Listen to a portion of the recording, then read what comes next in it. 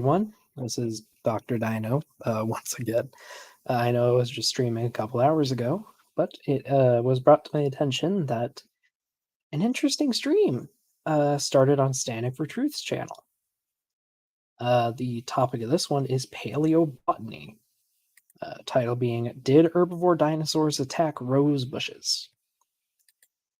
Seems like an interesting topic, and yeah, should be interesting.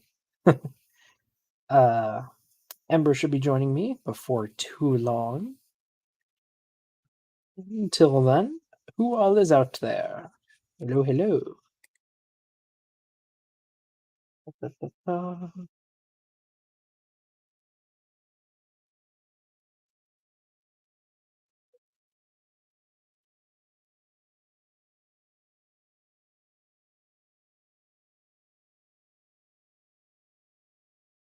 There's Ember.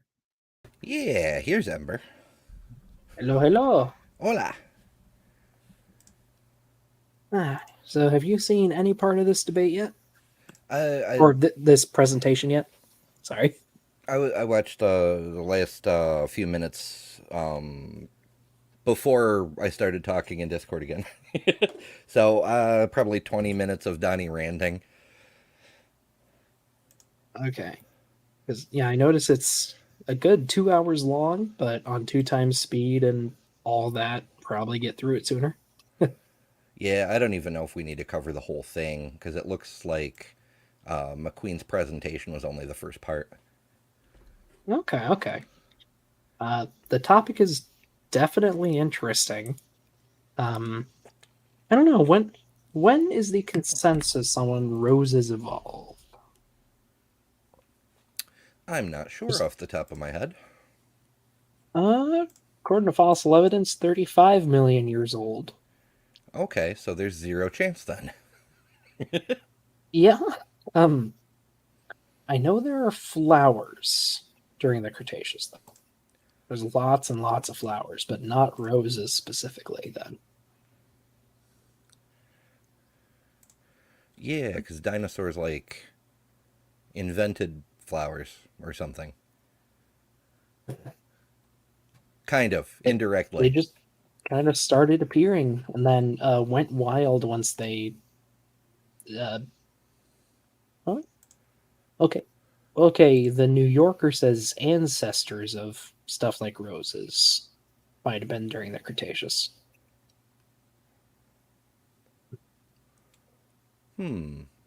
Maybe. Curious. Curious, curious, curious. Hmm.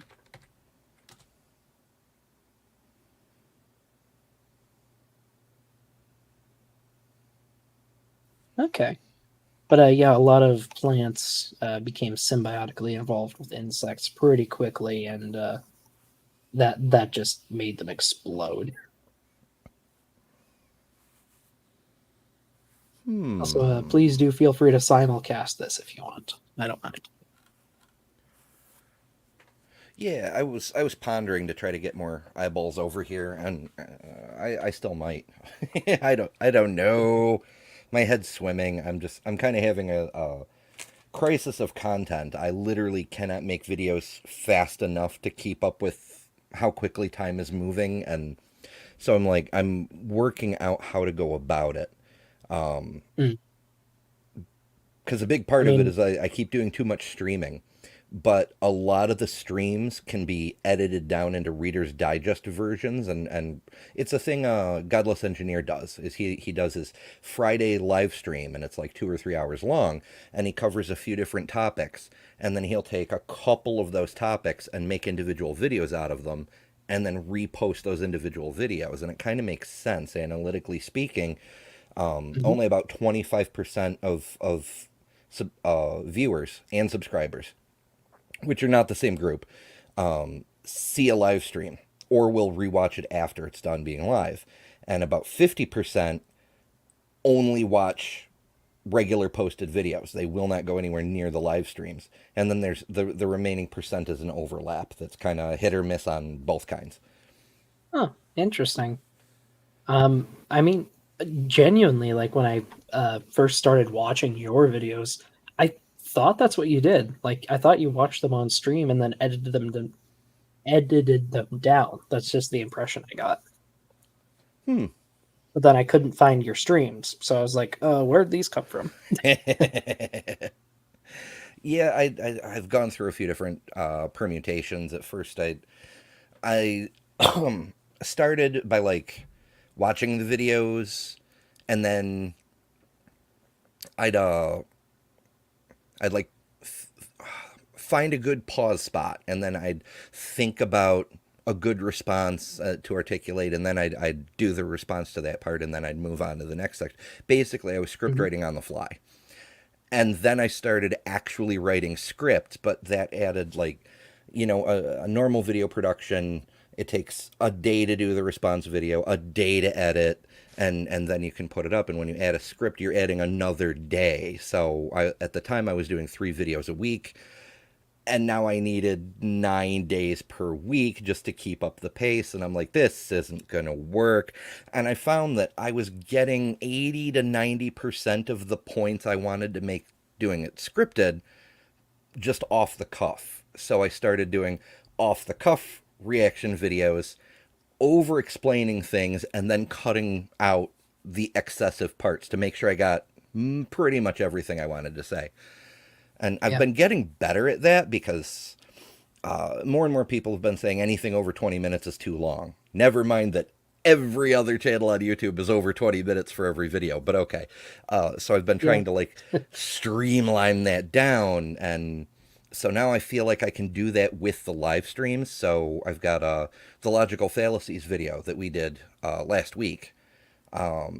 That's coming out. I think I set it for Friday. I didn't set up a premiere for it because it's from the live stream, but now it'll be like, Mhm. it won't be 20 minutes obviously because it was a 4-hour stream, but I think I got it to something like 40 minutes, which I think is pretty fucking impressive. I, I mean, like, honestly, there's lots of channels I follow. I don't want to say religiously, but a lot, where they'll put out like one or two videos every month, if that. But they're really well edited, really well put together, and I'm always happy to watch them and rewatch them and notice all the little details. So even if you take a bit longer to put out content, like that's fine. People will still flock to your channel to see them and maybe just rewatch them or have them on in the background. Yeah, it's I'm a little bit torn on that too. Like Skeptic, for example, he only does a video once a week, just Saturdays. That's it. And I don't know. He does pretty well. They're good videos. They're entertaining. A lot of people watch them as soon as they come out, and then over the course of the week, they gather more and more views, and he does really well. Yeah, But on the other hand, he's also got a relatively large audience. So the algorithm detects those immediate views and then starts pushing the video out, and people, it reaches people. Whereas my stuff does not reach mhm. people. So it feels like I'm chasing an uphill battle to try to get something that catches on and actually spreads, and like it's like spinning your wheels until you get traction, kind of thing, you know? I get you. I mean, honestly, I am really new to this game, but like just doing what I've been doing, I'm getting like 2 or 3 subscribers a day, and that makes me happy. Yeah, you've definitely been chugging along. um I you're I will hopefully have this Spinosaurus video out sometime soon. I'm trying to be a lot more snappy with the editing, and it's killing me.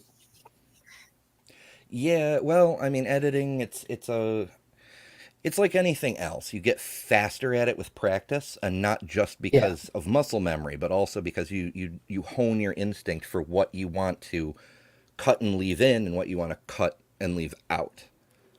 And you yeah, can make the decisions. You don't have to think about it as much. You just make the snap decision and go with it. The downside, of course, is how much proofreading you want to do, so to speak. Like sometimes I'll make edits, and then just because I'm OCD about it, I'll have to go back and make sure all the cuts flow from one thing to the next and create a cohesive story. There's no helping jump cuts, but Yeah. at least the audio can create a smooth overarching narrative, and it's tricky sometimes. Yeah. I mean, something I've learned to do for that is just have a really subtle background music going through most of your video. That way, when you do have to cut, and if you just have a black screen, the audio takes over, and like people notice that, and they're like, "Oh, it's a transition." Oh yeah, yeah. That's another area that's a little bit touchy for me because I've been doing photography and video production for over a decade now, and like I could do so much better with transitions and things, but it takes time that I don't have, you know. Hmm. Yeah, that's fair. Also, thank you, Missing Mod. I'm very critical of my voice, so that's honestly nice to hear. Thanks. Yeah, you have a very good vibe voice. I think that's why I personally like story time. I mean, I've been a sucker for storytellers ever since I was little, but you know. I mean, like my biggest thing is I gotta read it, but I need to put emphasis on different words, and I need to change up my patterns every few sentences, or else I get bored, and then I yawn, and then it all goes downhill. So like I have to put myself in there and like read 2 lines at a time while I'm narrating, if that makes any sense. Yeah, I think so. I I have a similar problem with over on Aaron Ra's channel. I do the Blasphemous Bible and the Book of Mormon on Sundays, Mhm. and when it's my turn to read, I like even though my mouth doesn't move nearly as fast as my eyes, I have to like be an entire sentence ahead of where my mouth is. I don't know. It's Yeah, it's such a weird phenomenon. yeah. Well, at any rate, we're 12 minutes in. We might as well get started, or we're gonna be here until like 2 a.m. Yeah, yeah. Enough meta YouTube stuff. Although Yeah, sometimes it's fun to throw that into a conversation too, because people get a little bit of inside baseball and they're like, "Oh, that's interesting. I never thought about that." yeah, definitely. Also a quick shout out to Bree, who is currently streaming something about Roswell, which is neat. Yeah, I checked out a little bit of that, and it's okay. So Sidney Davis Jr. is a fantastic person. Like they're they're like really funny, really quick witted, and so forth. And I know, obviously, they're interested in aliens, which is why they're working with Brie on this thing. But it seems like Yeah. I like the video that Brie picked is just a little bit beyond the pale. So Sydney, at least the part I saw, doesn't really. She's kind of blindsided. Like she doesn't know what to say. Uh, oh, right. I should probably introduce this. Uh, Yes. so this is a live stream that literally just happened over on Standing for Truth's channel. Link is in the description in case anyone's curious. It is a presentation with Dave McQueen about if dinosaurs ate rose bushes, which is interesting. We did a little bit of research when we first started. The current consensus seems to be that roses evolved about 35 million years ago. So it's quite a bit after the end of Cretaceous. Yeah, So yeah. Could we'll be have to could be a see bit of a what angles problem. he goes at with this. Well, as you know, from a creationist perspective, 35 million years ago was like, last month, because the Earth has only been here for 6,000 years. And Jesus rode a dinosaur. There were dinosaurs in the Civil War, all that stuff. Yeah.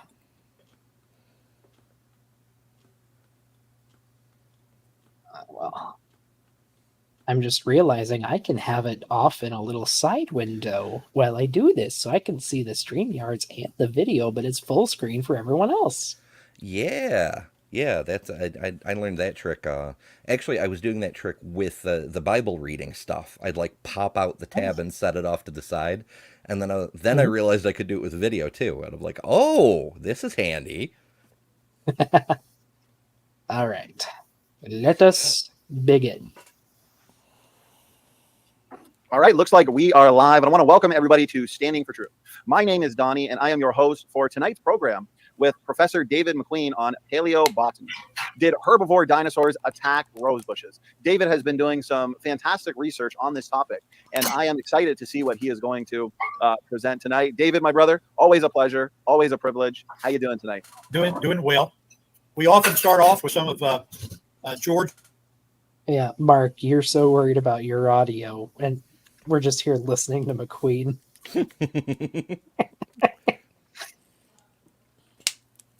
Is humor, but I think we'll get more serious with a Shakespearean quote. What is that in Shakespeare? A rose by any other name?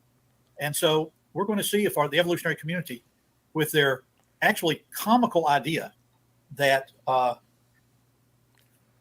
thorns on rose bushes like this, from Ms. McQueen's garden, you see the thorns there, that they actually suggested to me that they evolved to keep herbivores from eating the roses.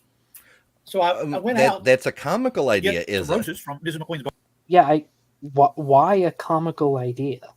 I wonder if McQueen, who is a geologist, if I recall, what he has to say about why they're there then, if not for, protection.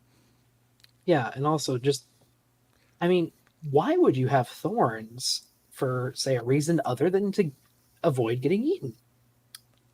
Well, herbivores also trample plants, but if you're covered in thorns, they might not want to trample you because it'll hurt a lot.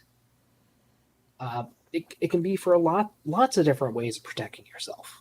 They're a really, really good adaptation. There's a species of vine, I think, near where I live. It's honey locust. Okay, I'm not familiar personally, but it's a tree. These are their spines. These things can easily be like 6 or 7 inches long. damn. They're horrific. And I think the current consensus is that they evolved in order to protect the trees from mastodons, because mastodons literally would just eat trees. So just grow these massive spines, and they're not going to want to try that. Oh, okay. I thought it was a vine on the tree. I'm like, why would the vine care about protecting the tree? But yeah. Oh, missing mod. You're with us on Dinos Being Birds. Other way around, but glad to hear it. Those were created by God to show us sea urchins on land. I'm gonna guess referring to the honey locusts. Okay. It's like Mark's pointing out he thinks saying that the evolution part is right. And yeah, that's probably what McQueen's pointing to, but he needs to use more precise language. If that's the case. But it's McQueen. Also, I notice what is that profile picture of yours? It's my dinosaur princess. I'm trying to. There you go. I see. I don't have a bird one, unfortunately, but I mean, hey, it works. Yeah, it's all right for right now. Queen's garden, and here's some nice edible roses for the herbivore. And you actually have to move down the stalk pretty much to see the thorns. For example, I've got my finger there on a thorn. It's kind of hard to see. Yes, we know But there are thorns, David. Yeah, but I think he's about to give us his thesis, though. I've got my finger there on a thorn. It's kind of hard to see. But the very idea that the rosebush could know through natural selection that it needed to fend off the herbivores started me on this path to study paleobotany since.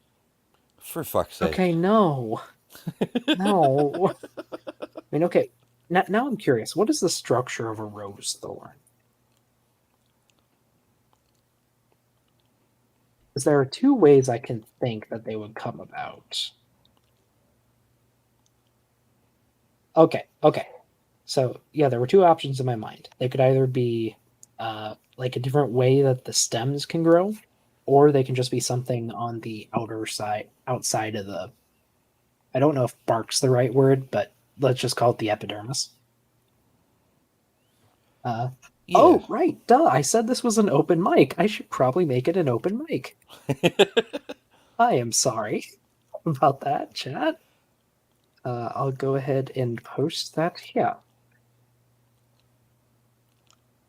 Oop, Any Mark's already ahead of you. at any rate, so the way thorns from a rose are derived is they're an outgrowth apparently of the epidermis, Mhm. and that's present in a lot of plants, like a lot of plants. So yeah, I some of them are sharp, and the ones that are sharp get stepped on less. That's pretty beneficial, you know? Yeah. There's some trees around where I live that have thorns. I never got a proper Hmm. name for them. My grandmother always called them thorn trees. I'm like, oh, okay. I mean, that's descriptive, but it doesn't let me communicate what they are to other people very well. But all right.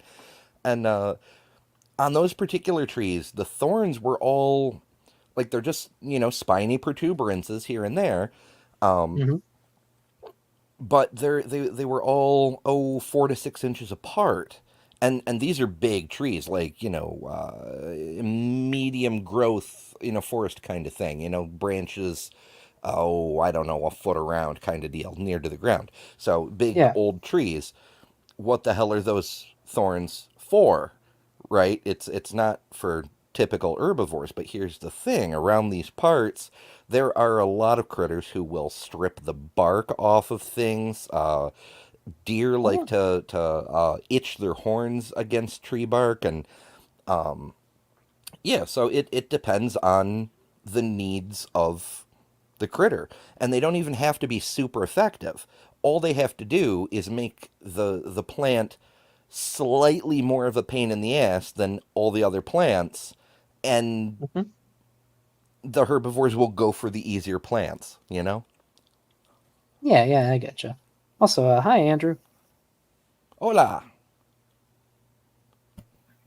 Hey, thanks for having me on. Yeah, of course, it's an open mic that I forgot to open the mic for. That's Yeah, okay. I I saw just you in got the here anyway. chat over on SFTs, trying to knock some sense into those Creashi boys. Yeah, I was just thinking to myself, like, well, we were talking about more cosmology specifically, but like the way they can misunderstand and misrepresent any basic scientific topic, like, just ceases to amaze me.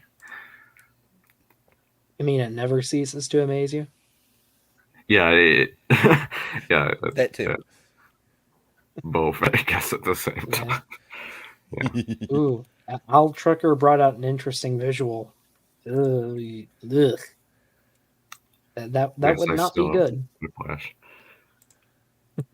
So, you Oof. heard the entire presentation, I take it. You have any thoughts on it that aren't super spoilery? I only happened to hear the tail end of it, basically, when he was answering some questions, and even then I wasn't entirely sure what he was trying to argue. So I'm kind of reacting to this honestly Yeah. as much as you guys are. So, honestly, that just sounds like a normal McQueen presentation. I guess so. Right. Well, let us continue. Since that ridiculous suggestion was made. So I'm glad to be here, Donnie. Well, I am glad to have you, David. I'm glad you've come handy with your gloves. We don't want any injuries during today's show on paleobotany. So Yeah, true. great introduction to everybody in the audience. Yes, as usual with these programs, we will be interacting and engaging with your questions and comments. And so if you've got questions, objections, comments, please tag me. I will save them and we'll have David address them. Real quick before I hand it over to you, David, I also want to remind everybody, if you want to see more from Professor David McQueen, please do check the description box. I've got two separate playlists. One playlist with all of David's past presentations with us, and another one with all of your debates, Professor McQueen. So you've done a lot of debates, and I appreciate that. I am so thankful for Standing for Truth and for you, Donnie, because from looking at my own notes, we're coming up on a 2-year anniversary from the first time that Samuel Church saw a presentation I did and recommended me to you. So I'm thankful to be coming up on that 2-year anniversary. Well, you've been a true blessing, and you've done a fantastic job defending the truth of biblical creation. David, that's what we do here on Standing for Truth. Citation needed. For real. Also, speaking I of guess things being in the description, I'm going to go ahead and edit my Patreon into this description because that Mhm. sounds nice. It's probably a good call. Congratulations. I think Yeah. I have not one everybody patron knows. currently, and that makes me happy. That's always more than 0, right? Mm-hmm. Yeah. And, I know. and soon it'll be Actually, much larger, I'm sure. You're ahead of the curve on that one because I don't know everybody else's data, but speaking just for myself, I set up my channel in December, and I didn't get my first patron until towards the end of March. So 4 months ish. Oh, I apparently can't edit the description mid-broadcast. I mean, that makes sense, I guess. Really? Oh, Yeah. Huh. I guess the only thing I did want to say before we continued the stream is that despite the title being on paleobotany, for what I was there for, half of it wasn't about paleobotany. So I was a little bit confused, but yeah. Did he bring up radio halos? Yeah, of course he did. Of course he did. Oh, boy. Standing for So, Truth. So let me hand it over to you, brother, minor for your talk on paleobotany. Oh, sorry. I said just a minor spoiler there, sorry. How dare you? How dare you? Okay. And Donnie, if you'll help me and set a timer for about 20 minutes, Sure. I'd like to go for the first set of questions in about 20 minutes. Okay. Sounds great. Let's get started as we always do. Remember that we're defending biblical creation. And so I would encourage you to get your copy of the Bible and look back at Genesis chapter 1. And you need to think about it in the context of the Garden of Eden. And so when we think about the creation of plants during the creation week, we have to also be mindful that plants, flowers, fruits, nuts, contain all the basic amino acids that we need as humans. This is why, even in a fallen world, I mean, if you eat a variety of them, they can. I mean, yeah, technically, life on Earth is biocompatible with other life on Earth, but that doesn't mean we can eat everything, or that any creature can eat everything. Right. Yeah. Like, as an example, if you're ever on a deserted island, don't eat too many coconuts. You'll get horrible diarrhea. The old saying of too much of a good thing, I guess. Yeah. It really sucks, because I love coconut. Well, in that case, I would suggest finding an islander and getting a fecal plant transplant so that you have the proper gut bacteria to handle the local food. You just got to upgrade your digestion, that's all. You get the expansion pack kind of thing. world, a vegetarian diet has been followed by many people.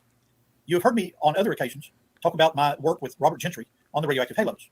One thing that There it is. If this was a drinking stream. you might not have heard me say is that Bob Gentry was a very committed Seventh-day Adventist, and one characteristic of a committed Seventh-day Who Adventist wants to is bet the he's focus on already mentioned that once before?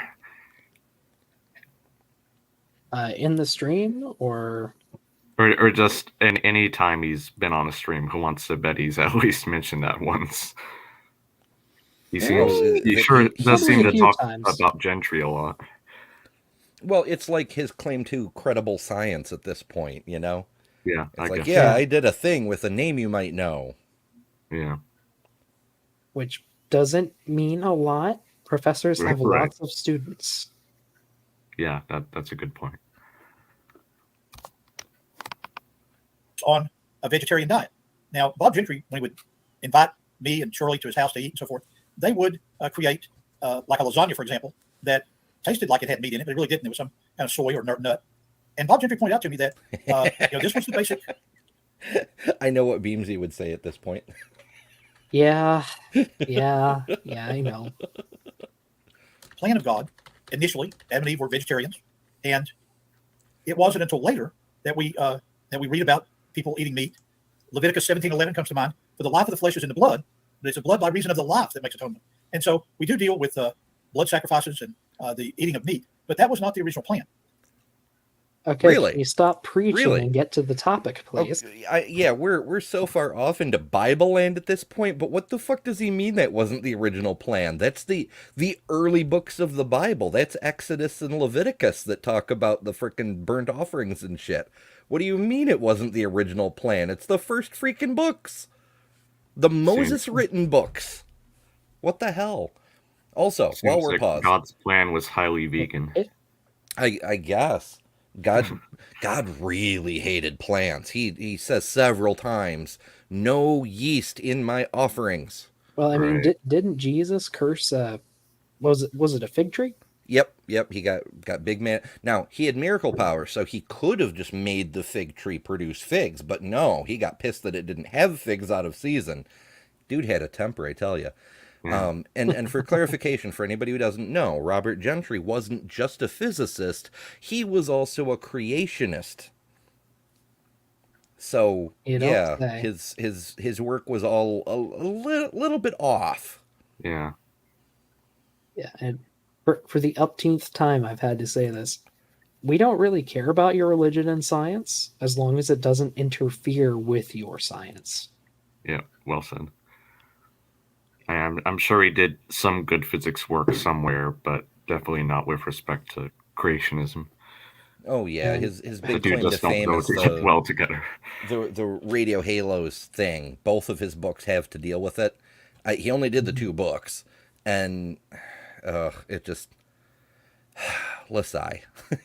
yeah, I mean, I'm sure Beamsy would love to do like a whole presentation on radio halos sometime. They piss him off. Yeah. Also, sorry if there's any background noise. It's after 4th of July, but people outside are apparently still doing some fireworks. Yeah, if you Oh got yeah, leftovers.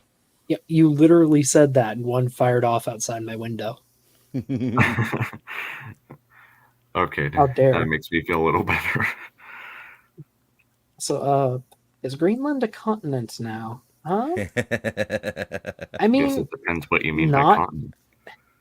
not technically, but not I at think it's all. almost big enough to be considered one. Well, it's Almost? not a matter of landmass. It's whether it's on its own separate tectonic plate, and it is not. It's firmly Right. attached to North America. There is a little bit of rift between lower Greenland and Canada, but it's very solidly attached in the northern part. Wait, part of the definition is it has to be its own tectonic plate. Yes. So, granted, I'm not 100% certain of the other criteria, but then couldn't you say that India is its own continent? I They know it's call a it subcontinent. But yeah, they call it the subcontinent because it's on a separate plate, even though it's attached to Asia. So it's in the conventional sense of continent, a contiguous landmass, then it is part of Asia. But in the geological sense, where you're looking at the tectonic plates and not which ones happen to be bumped up against each other right now, it's on its own plate. Although some argue that it shares that plate with Australia. So technically, Australia is part of Asia. Why am I getting major but no- species concept vibes right now? What now? because the universe is kind of messy, and we're just doing our best to Yeah. put it in its little Put in boxes, boxes, because yeah. that's what humans do. Yeah, What we need it's to do. a gift and a curse. Naming things and categorizing things is what gave us our first step towards science, but at the same time, our descriptions are not prescriptive, so we tend to get things wrong a lot. Yeah. Yeah. A lot more things are spectrums than most people would like to admit. Bob Gentry pointed out to me in my friendship days with him, he and I would talk about things other than radioactive halos. He pointed out to me that in a fallen world, in order to get the correct number of amino acids and so forth, you have to be very careful about your diet. For example, you can't just eat a cabbage salad. You've got to supplement it with certain nuts like cashews, almonds that have in. So it's a result of the flaw that we can't just eat cabbage. What the hell kind of world do you want to eat just cabbage in? My cabbages! And granted, cabbage soup can be pretty good if you cook it right, but still. Yeah. I'm skeptical. Granted, your dietary tastes are 150 million years apart from mine, so who knows? Okay, maybe it's just specifically like my mom's recipe, but it was really good. And oddly enough, like the only way I can really describe its taste is it tasted green. Like for some reason, that's all that's popping into my head, and I know it doesn't make sense. Taste the sun. Taste the It rainbow. just tasted green. Taste the rainbow. Yeah. Yeah. That sort of thing. No, I kind of get what you mean. I haven't experienced that with taste, but when I was younger, my ribs grew weird, and so the ribs on my right side kind of stab into my liver a little bit. Ooh. And while I was going through my early teens, when you started to have growth spurts where your body grew unevenly, there were points where it hurt rather a lot, and it didn't feel like any other normal pain. It felt purple. Oh, Yeah, so it Okay. like that's just the way my brain processed it. The pain felt purple. I'm sorry to hear Actually- that. yeah. Hope you're a bit better now. Well, as we get older, we trade conditions. I guess so. Yeah.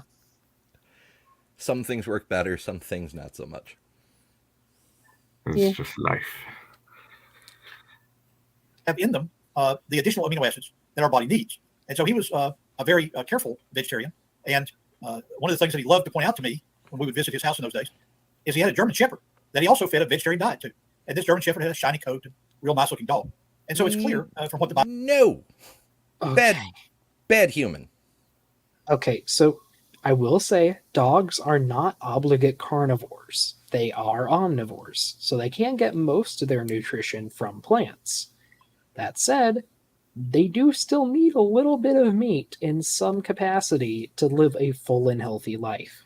I will Right. bet you a nickel that the neighbor in question was giving him the pelletized dog food like Purina or something, and thought because it's pellets, it's like cornflakes or something for dogs. He Yeah. thought it was all plant matter. I mean, could be. That said, important PSA, folks. Don't try to put your cat on a vegan diet. Your cat's not Ooh. going to live very long. Also, don't feed your That's cat dog horrible. food. Right, that too. Cats cannot produce several important amino acids. That's just part of being a felid. So they need to ingest them from meat. Kind of like how we need to eat a lot of citrus fruits to get or make vitamin C eventually down the chain. Yeah. Tell us again, Donnie and McQueen, about how everything's designed by a perfect God and we can't synthesize our own freaking vitamin C. Well, that's because of the fall.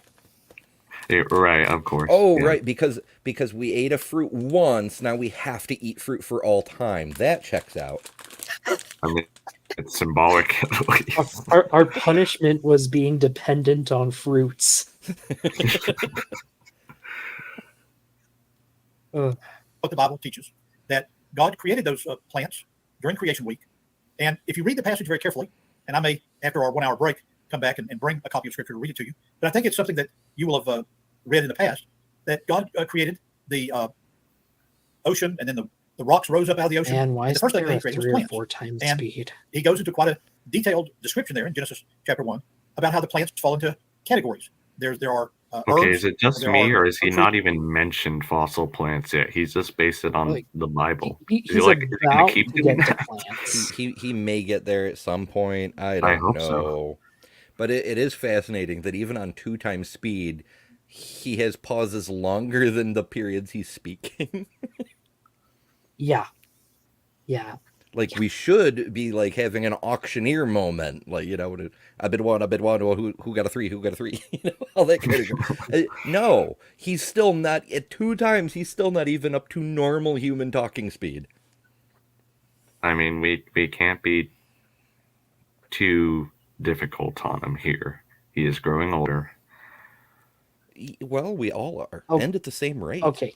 He is growing older. I've spoken with plenty of old people who can rapid fire stuff out. That's true. Yeah. Okay, I see your point. How old is he? Is he 70? Not sure. Well, my one bit of charity to Dr. McQueen tonight has now passed. I don't. I have no idea how old he is, but Yeah, I never really cared because it's Yeah. like, Doesn't really matter, I guess, yeah, yeah. in the grand scheme of things. I mean, even if he is old, his arguments are trash. Even Right. if they, That's even if he what could matters. speak normally, Yeah. they wouldn't be any better. Yeah. Chapter 1, about how the plants fall into categories. There are Well, John Rapp says he's 71. Hmm. And Al Tucker says he witnessed Genesis firsthand. oh, that's how he knows it's true. Fucker was there. I think he's about to say something about types of plants, though. herbs. There are fruit trees yielding fruit in their season, and so forth. So that as we move up to the Garden of Eden itself, we see that Adam and Eve were able to function quite well, and the animals too, for that matter, on a vegetarian diet.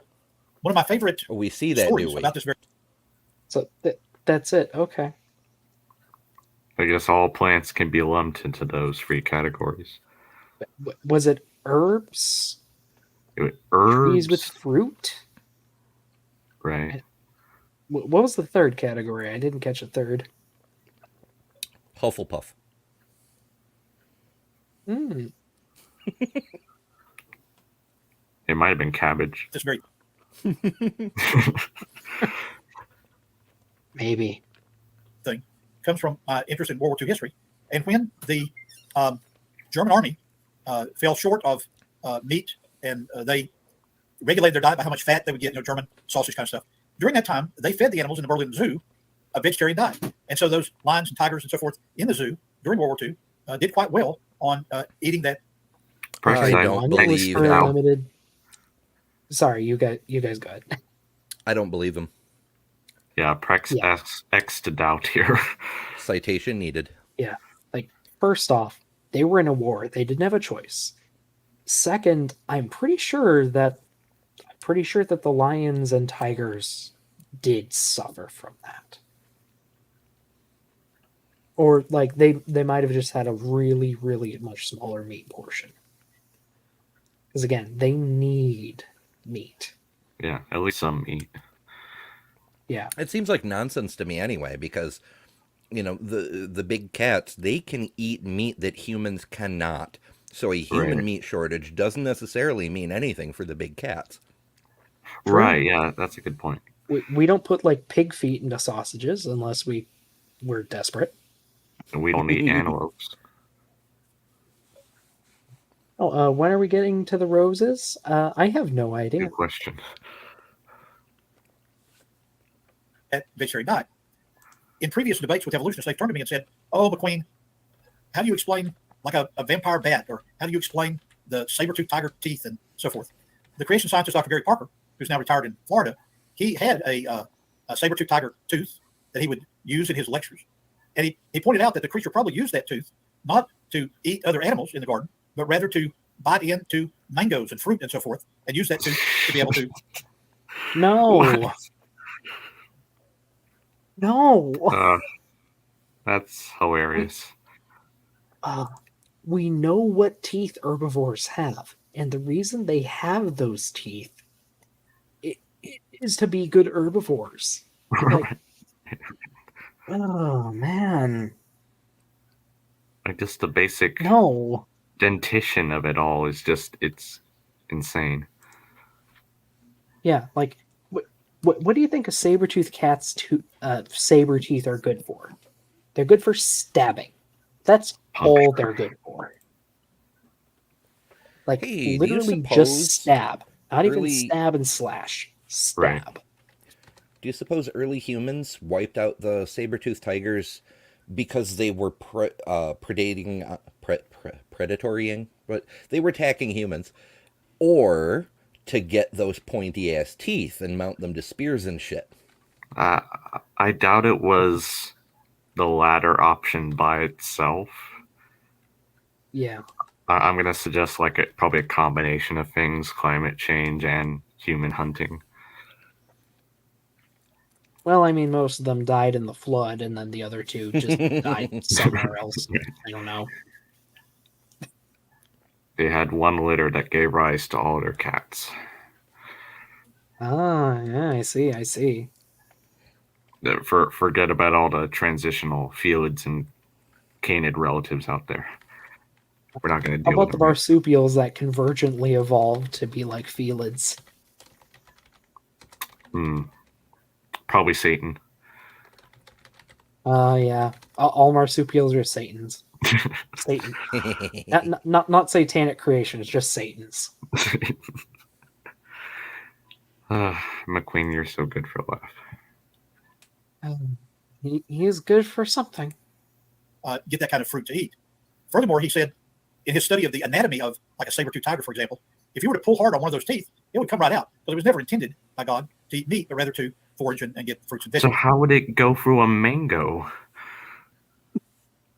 Also not true. Their teeth were very strongly set in their jaws. Like, very strongly.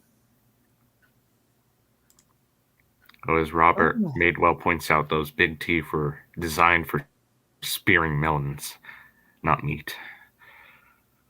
I mean, also, explain the entire rest of the body. Because saber-toothed cats are built like wrestlers. Right. Like, not exaggerating there. They are like a wrestling machine. Gotta consider the teeth, the jaws, the musculature, the leg proportions, all that. Did they have to wrestle trees to get the fruit? Maybe they had to do what elephants do and knock trees over.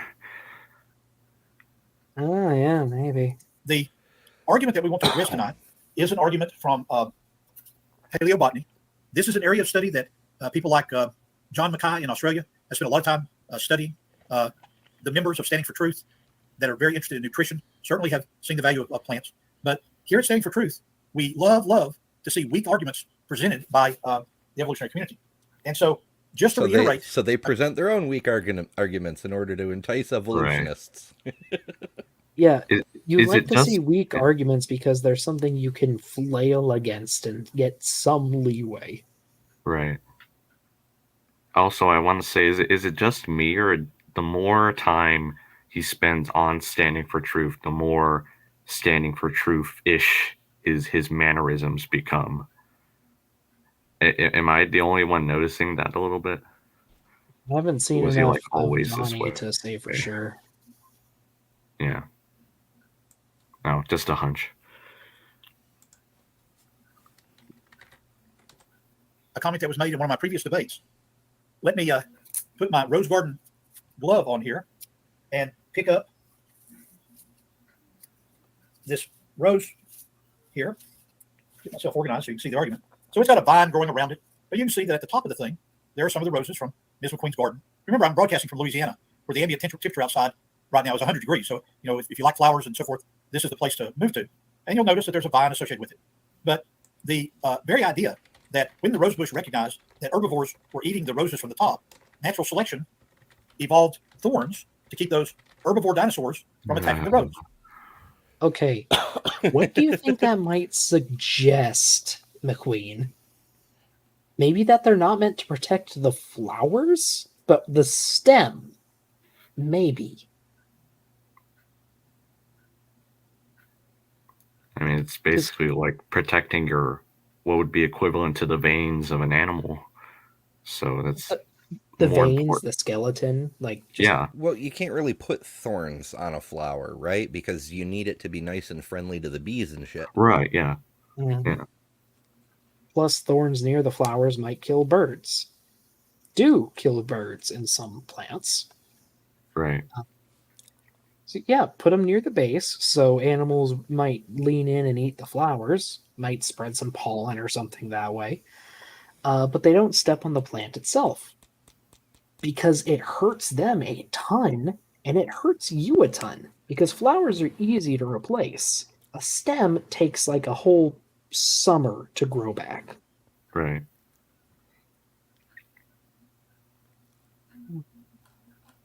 Does McQueen know how plants folk? I don't. I doubt he knows how many things do. The expert on Now think about how paleobotany foolish doesn't that. understand botany, apparently. Well, to be fair, he's supposed to be an expert on geology too. Right. But then why is he talking about paleobotany? Well, I'm saying he doesn't know anything about geology either. Right. Yeah. I suppose so. Evolved thorns to keep those herbivore dinosaurs from attacking the rose. Now think about how foolish that argument is. So what the evolutionary community is saying is that these kinds of thorns, which on a rose bush technically are not called a thorn, as I've studied the botany of this, they are a different. They originate from a different area than the thorns on other bushes and trees originate. It's kind of coming from the epidermis. But the very idea that the rose bush somehow knew that the herbivores were going to eat the roses, and so they evolved these thorns to keep the herbivores away. Well, let's notice the foolishness of that argument. It is a foolish idea, No. which is why no one says it. Yeah, like, jeez, like, oh, this is such a frail freaking straw man. Jeez. For anyone who didn't catch the beginning of this, we looked up when roses evolved. The current consensus is about 35 million years ago. Hmm. So even if they evolved, so even though they evolved the thorns for defense, it wouldn't have much effect against dinosaurs. Well, don't you know? Dinosaurs were the only herbivores God ever created. It had to be dinosaurs because what else could there be? Who knows? Ay, ay, ay. So I did some Googling here. Oh, I cannot find any record of any animals being fed anything plant-based during World War II. I can tell you that the Berlin Zoo lost most of its animals due to bombing during the war, so apparently they fed them a diet of bombs. Only 81 animals survived the war. Surprise, surprise. But yeah, that's not surprising. it is a traditional, long-running tradition at most zoos. I can't say about Berlin during the war specifically, but they do tend to feed them animals that humans would not eat, like mice, rabbits, certain kinds of fish. Right. Big cats like the cheetahs and lions get fed like carcasses, which could be human compatible or possibly not. But related topic, because I tried Googling every way I could think of, and having carnivore and plant in the same sentence kept bringing up Venus flytraps. And now I'm really curious how the hell McQueen would discuss that one. Ooh, What about interesting. carnivorous plants, David? Right. Yeah, that would be. I don't know. I don't know. Wish I had thought of that.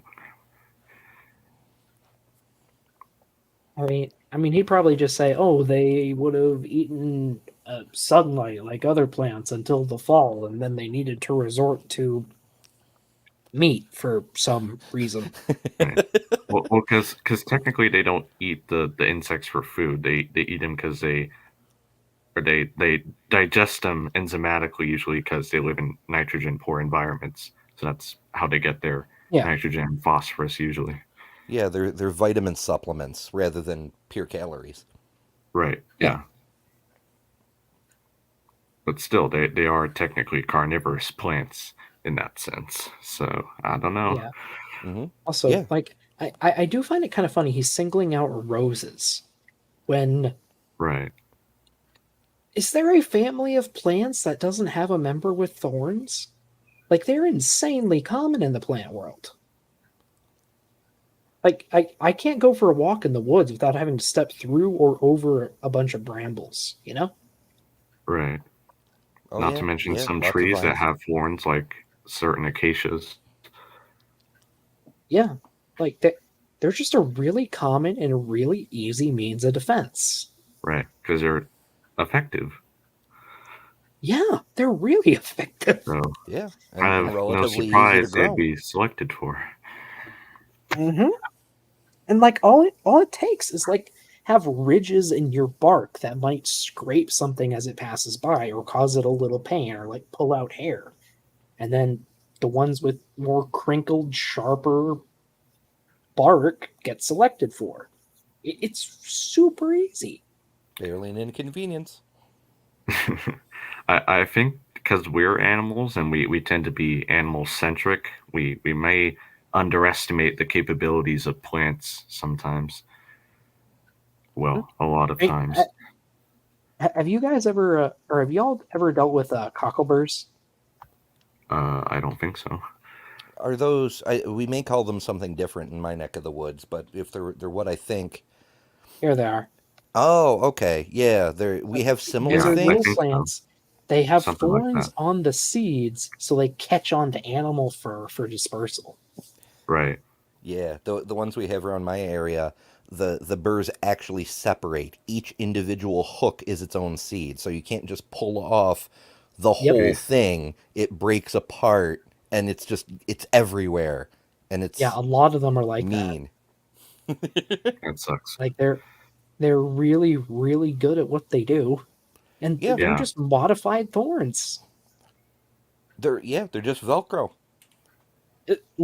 Literally inspired Velcro. Yeah. Right. At least I think it did. That's what I heard growing up.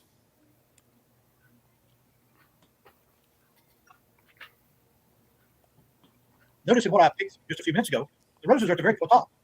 An herbivore dinosaur could have snacked on this and never got down low enough to even have to worry about the thorns.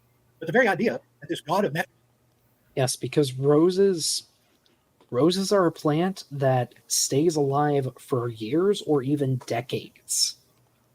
So if they lose a crop of flowers one year, oh well, they'll just grow a whole nother crop next year. Right. Yeah, much like humans, reproduction it's the primary goal, but it's a secondary function. You have to live first. Right. Yeah, and besides, as long as you don't die next year, hey, you can grow even more. Probably with lots of them down around where the thorns are, because you're always producing more branches. Yeah, that's why florists are constantly snipping the heads off of rose bushes, because it encourages them to grow more roses.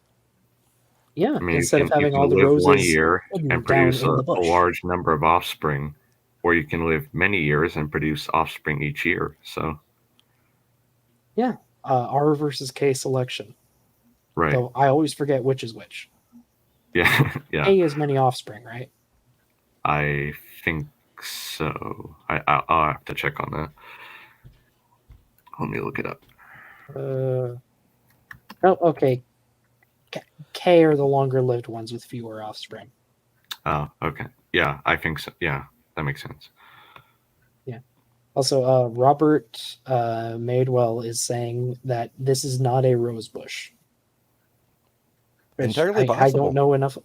I don't know enough about plants to say for sure, but it is a spiky flower. So even if it's not exactly a rose, it's close enough for what he's trying to say. Yeah.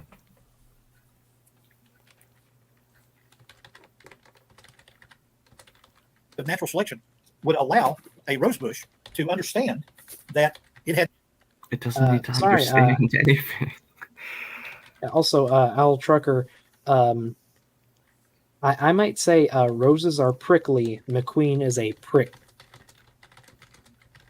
So there's ways you can take that. It had to evolve thorns to keep this dinosaur away is ridiculous. It's logically ridiculous. And if you look in the literature, it's even more ridiculous, bordering almost on comical. Let's make sure that we see the evolutionary argument just from what I was able to pick from our backyard a few minutes ago. This is from our tulip poplar tree. And let me take one of these off so you can see where the word comes from. I hope you can see that the leaf itself looks kind of like a tulip, but it goes beyond that. As the life cycle of this tulip poplar goes through the year, there are real pretty tulip-shaped flowers that fall off this tree, and we can pick it up. So the evolutionary argument is that a deciduous tree like this evolved over time from something like a fern. So here we have the fern from the... No. Is it? That's not how plant phylogeny works. It looks like a tulip, though. Sorry, suddenly reminded of that stream we did last week, Ember, because that is a wholly non sequitur. Like, I thought he was going to have some kind of point there, and then he just went. Burn. What? What the hell? Oh boy. I mean, at least Ferns in the ferns garden, are cool. our garden, and then Oh yeah, I love ferns. I want to have a terrarium with ferns, but I can't. I've been having a lot of trouble growing them. They just do not want to grow for me, and it makes me sad. Subscribe to the channel, like this video, make sure Dr. Dino here isn't sad, so we can eventually get those ferns, everyone. Yeah, join the Patreon too. Okay, thank you. Yep, that too. Yeah, sure. All YouTube funds for the next however long shall go towards a terrarium. I'll put little dinosaurs in it. I know it's hard to dedicate funds when your channel doesn't actually produce income yet, but Yeah. But Oh, actually, I'm that sure you doesn't will sound like a bad eventually. idea. Make a little terrarium with little dinosaurs in it. That actually sounds kind of cute. I might do. Yeah, I might that do sounds that. good. and A here we mini have the Jurassic Park. deciduous tree. Yes. It can be the background for my Jurassic Park streams. Okay, this just keeps getting better and better. Ooh, that's When I have yeah. prepared for this talk tonight, I have actually tried to find discussions in the literature of the evolution of plants. And in my research, I went back to documents and references from the 1940s and 50s. And the evolution of, like if you look up flower, for example, it doesn't talk about the evolution of flowering plants. Not until you get up until the 21st century do you begin to see depictions of the evolution of plants. And often what they will do in these references, they will show a modern forest, a conifer forest, evergreen forest, and a deciduous forest. And then in an earlier panel, they will show, from the fossil record, predominantly in coal seams, they will show lycopods and other plants that they feel the gymnosperms and the angiosperms evolved from. At the University of Tennessee 50 years ago now, Yeah, so I'm just gonna go ahead and say, like, almost everything he said there was wrong.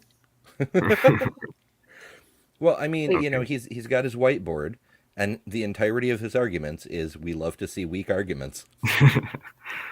Yeah, That's a yeah. solid plan, David. But just for anyone that is curious out there, you have lycopods and their relatives on one branch of the vascular plant tree, or that larger branch of it. And then on the other side, you have ferns and their relatives. And then branching off from that branch, I wish I had a picture here. Then you have seed plants. And from those, you get gymnosperms and whatnot. So it's not this linear progression that he's speaking of here. Of course, Hold to on be a sec. fair, I'm most looking creationists don't for understand phylogenies. I'm looking for a good phylogenetic tree. Yeah, that might be helpful here, I might have found one. We'll see. just to illustrate the point. I mean, here I found one focusing on the seeds, but I mean that should work. Yeah. If it loads. If it loads.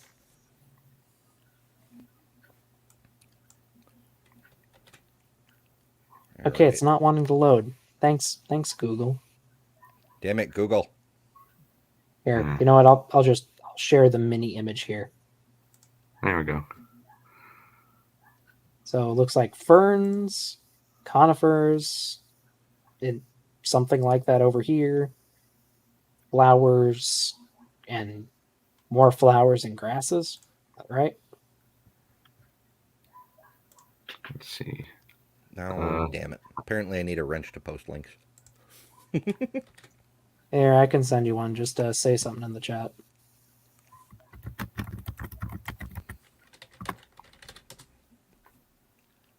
Oh, wait, my... Here, wait, you guys can hear me, right? Yep. Yep. Okay, it says I'm disconnected from chat. Oh, no. Did we break it? Something going on, internet? did God get too angry that we were talking about plants a lot? No, I can hear you through the regular stream too, or like through the receiver side of the stream on YouTube. Weird. I cannot see the chat or anything. Hit the little reset, reload, refresh, recycle, whatever the hell that button is. Yeah, I'll try again. No, I got a spinning circle of death. That's weird. Huh. It's my internet. Do you need to do the speed test thing? It should be fine. Well, people in chat say they can hear you at least. Okay.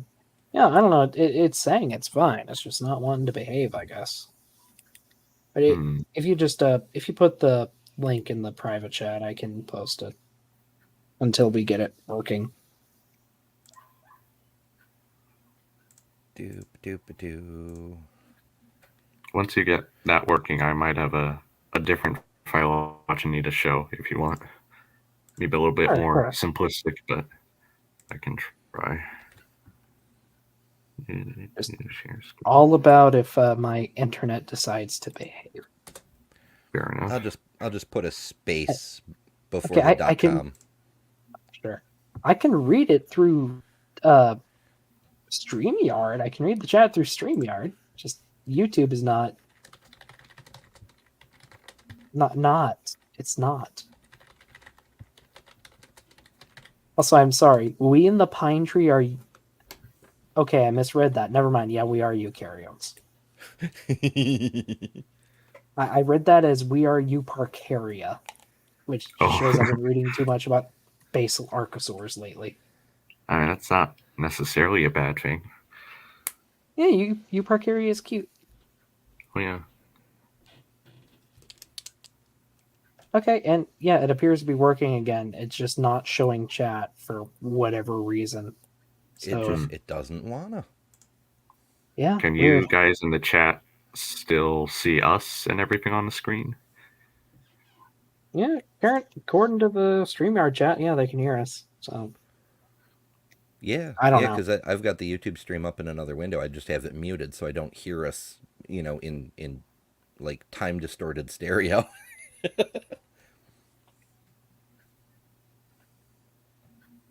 Yeah. Okay. Yeah. Now it's working. YouTube's just being a butt, I guess.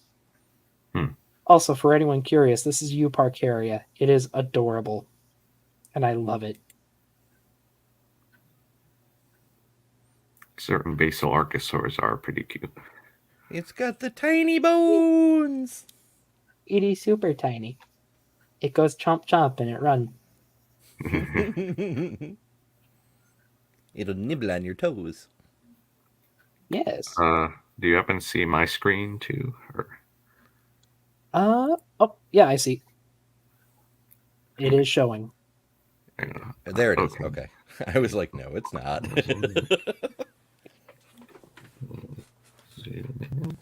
Look at it good. Everyone can The see. video is Okay. weirdly grainy, but it's showing. Oh, can you see my cursor and all the labels here? Okay. Yeah, I think so. Okay. All right. So this is just what I was talking about: club mosses, one branch, and then ferns, and then seed plants, which gymnosperms and angiosperms. So this is the basic plant phylogeny for anyone curious. Let's see. And this is from the Wikipedia page if you want me to link that. Should be okay, but thank you. Thank you. All right. Well, that was a fun little tangent, but let's see what the next thing we're talking about is. Paleontology professor kept a plant in his paleontology lab, which was supposedly what we in Standing for Truth would call a living fossil. It was a type of plant kind of related to a fern, if you will. Plant related to a fern. Oh, we've been circle spun. Diddle. Oh, no. Oh, no. While we're waiting on that, I guess I'll just say no such thing as a living fossil. Oh. I mean, except for David McQueen. 20 minutes, 47 seconds in. Oh, we're not actually doing too bad for what it's worth. Yeah, especially if we only have to really worry about the first half. Right.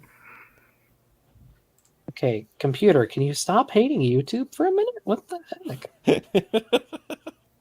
This is so weird. Like, it was going just fine, and then... bleh. Death. The death.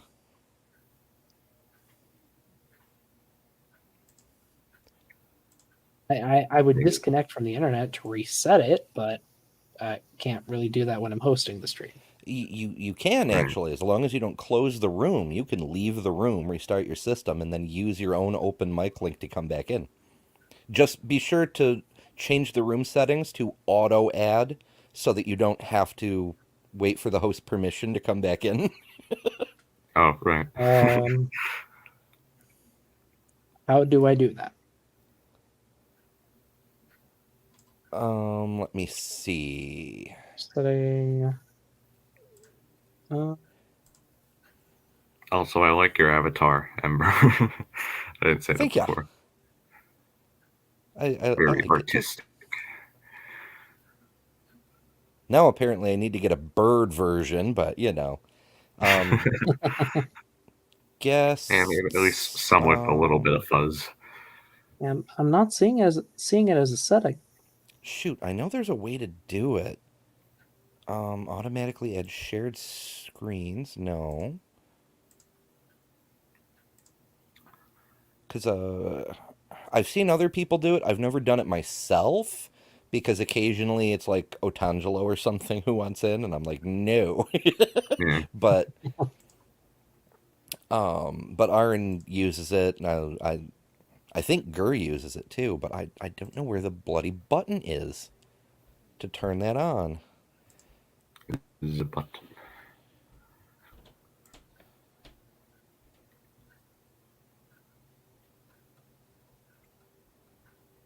Well, here I'll just give it a shot, and if it doesn't let me back in, we'll start a new stream, I guess. All right. Fingers crossed. Okay. Whee! Yep. All right. Wi-Fi off. Okay. Well, Doc is out of the room. I'm going to take this opportunity to shill Doc's Patreon. So, like I said in chat, you can gain access for as little as $1 a month, and that gets you early access to new videos and ad-free content, of course. And that's just $1. That's crazy. Like, That's okay, $1. Wow. yeah, less than a cup of coffee, as they say in the fundraising bids. Or you can do $5 a month is the next tier, and that includes early access and early and ad-free videos. Also behind the scenes stuff, patron shout out, and patron live chat. So you get to have your own little community chats with the doc, not necessarily having to wait for a live stream sort of something like that. I don't know. I mean, thank you for shilling for me. I figured it was a good way to vamp for time. True. There's also a $10, $25, and $50 a month if you're feeling super generous. And those all come with increasingly kind of awesome benefits. Like at the $10 a month tier, you get voting power. I'm not sure what that means, but you get it. At the $25 tier, you can make requests and commissions and things. And at the $50 a month tier, your commissions become high priority, like front of the queue kind of stuff. Yeah, that's basically how I want it to work. So I think it's $10 and up. You can help vote for the next video or upcoming videos. 25, you can make actual requests, and 50, you basically decide what my next thing is going to be. Also, for some reason, Ember, you totally have a knack for shilling. But I know I suck at shilling my own stuff, but I am great at pushing my friend's stuff. Sorry, what were you saying? For some reason, I cannot open new tabs, but the ones I have are good. Huh. Ember, would you be willing to pull up the video until this actually functions? Oh my. Okay, let's see here. I There's a link in actually. the stream description. Oh yeah, I actually have it because I was trying to scoot ahead to see where McQueen leaves the stream. Uh, It we looks were like around 54 minutes, but details. Oh, okay. he We he, he were just 20 takes a break minutes there. and 47 seconds in. All right, let's see. Share He screen. just takes a drink break there, I think, and then he's back for other questions. Right. You are showing. All right, and we were Oh, you at got that how many fancy minutes? YouTube Premium. Oh hell yeah! I'm a professional. Actually, Uh, I spend so much time on YouTube. I really got sick of ads. I'm like, they offered me 30 days free, and I'm like, yes, please. yeah, same here. Yeah. I have not rebooted my browser, Mark. Just like completely close Chrome and open it back up. I'd say for safety, like restart your whole system, perhaps. Like Mm. my computer. Yeah. My computer takes a while to turn off and on. That may be like 5 minutes. Oh Here, well, I mean, retrying your I'll try browser could do it. closing. I'll try closing. I'll try closing Chrome. See if that actually does anything. So, hopefully, I'll be right back. When in doubt, restart. Did you check if it was plugged in? So I actually Or had the that other problem. trick is to kick it. Yeah, technical tap. But yeah, I had that problem when I was first setting up my channel. The entire reason I was doing it was because I was going to help the ACA host some shows. And in order to do the data transfer thing, you had to have a minimum of 5 gigabits per second upload speed. And my local internet was at like 1. So I'm like, okay, I need to order business class internet. So I had the guy come and install internet specifically for my thing. And while he was at it, he jiggled the wire, and it turns out it wasn't completely plugged in on the house side. So I got my internet, but the house internet went up to 20. Oh, that's funny. Like, well, okay. You Well, never know. now I have a backup internet. If one goes down, I have a second. I mean, it didn't hurt you either way. Yep. Actually, it wound up saving me money because they were doing a special at the time where if you Oh. got internet service plus cell phone, the service is $5 a month for unlimited everything. So the internet and phone together cost less than my previous cell phone plan. Oh, nice. Yeah. I'm like, well, fuck it, why not? So, any news lately in the creationist avenue for you, Ember? Yeah, I've got a AIG video, AIG Canada video, in fact, coming up on Saturday. Oh, nice. Yeah, it should be fun, but I'm a little bit smurfed because, even though we all have the same amount of time, somebody beat me to the punch on it. I've had it queued up for like 4 weeks, but somebody else got a video put up first, so whatever. Do you And mind then, telling which one it is? I am living, huzzah, and the Chrome is functioning. hooray! Yeah. Sweet. Let me see Sorry, if what were I y'all can saying? find what it was. I'm trying to remember what AIG video I've got coming Yeah. up on Saturday. It's The latest butchering of AIG. yeah, it's one of their. It's so weird too because it's like it's an older video. It's like part 5 of a series that they called Sideshow or something, or Freak Show, or I don't fucking know. Oh, okay. Yeah, the actual video. Okay, it's only from a month ago. Yeah, I was But like, it's weren't those the more recent ones? yeah. Everything's blending together in my head. But it's called exposing the absurd lack of scientific evidence for evolution. Oh, Ironic title. sounds lovely. Yeah, and they present evolution like some kind of freak show or something. It Yeah, focuses on human evolution specifically. So I right. Of just course it kind of does. turn it back around on them, and I called my video, well, the thumbnail says AIG Canada's Crooked Circus. Has anyone seen the original Debunking Evolution series with John and Jane, by any chance? I've I seen think Forrest Aaron's Valkai takedown covered of it. it and Forrest Yeah. Valkai's.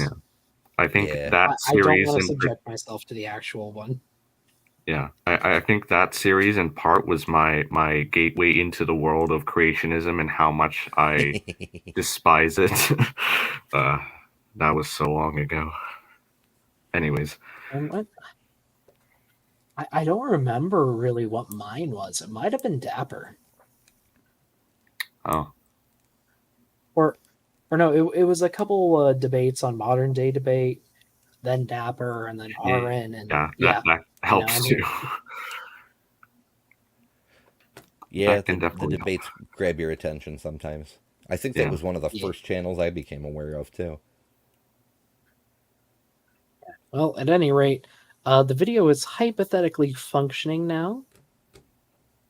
Or Oh, so I you changed the think. quality and got a circle of death. No, come on, do it, do it, do it, you monster, Now, my McQueen! You killed my paleontology browser. professor Prepare to kept die a plant. in Minecraft, metaphorically. Oh boy. You must construct additional pylons. Well, let's see if we can knock down a few of his. It shouldn't be hard. In his paleontology lab, which was supposedly what we in Standing for Truth would call a living fossil. It was a type of plant, kind of related to a fern, if you will. But he had this thing growing in a pot, and he said, this is didn't use the word living fossil, but he talked about it being a fossil nonetheless, and trying to portray what it meant. In my study, I've gone back to this book, which I would recommend to you guys. It's a book called. Oh, he went back to it. Okay, Beamsy, if you were in the chat, any idea? I can't make out the I can't make out the author. Yeah, I can't either. I'm Googling it by title. Bum, bum, bum. Okay, Amazon only has one, so maybe there's another collection of essays by the geologist. Maybe. Does it look like? Yeah. Okay. 1963. Okay, yeah, Claude C. Editor, a collection of essays by the Geological Society of America on its 75th anniversary, where the theme was the philosophy of geology. The essays cover a wide range of the fabric of geological thought, including tributes to James Hutton, G.K. Gilbert, and their contributions to the foundational philosophy of geoscience, essays that address the nature of geologic laws, the role of classification and parsimony in geoscience, and the nature of uncertainty in geoscience. The related website link points to a full-text version of the resource. Yeah, the whole book is available online. Awesome. Okay. cool. Yeah. I have found it important that whenever McQueen brings up a book, look up the book. Absolutely. It's almost always either going to be at least 4 decades out of date, or it doesn't say what he says it says, or Right. it's a horrible piece of trash. Right. Sometimes all three. Hey, the online copy is it's on the Internet Archive, the old Wayback Machine, and it was scanned from the Kansas City Public Library. It still has the library stamp on one of the pre-starting pages. That's Been meaning fun. to visit my local library recently. 1963. My local library sells off their old collection when they need to make room for new books. Mm-hmm. I heard they just got a new shipment. They have a lot of really good ones about like geology and stuff. Ooh. I picked up 1960s. one on bird evolution that I really want to start tearing into because it seems fun. Nice. Okay, I'm Yeah. gonna try to post the link for the book because this is a really cool book. Like you can cut and paste Oh, right. passages and shit. Right. I can wrench you now if you say something in the YouTube chat. I might have. It seemed to have let me post, but I don't know if it let it. I don't know. Oh, I am seeing you say something a while back. Oh, maybe it held it. Oh, I'm not signed in on YouTube. Of course it signed me out.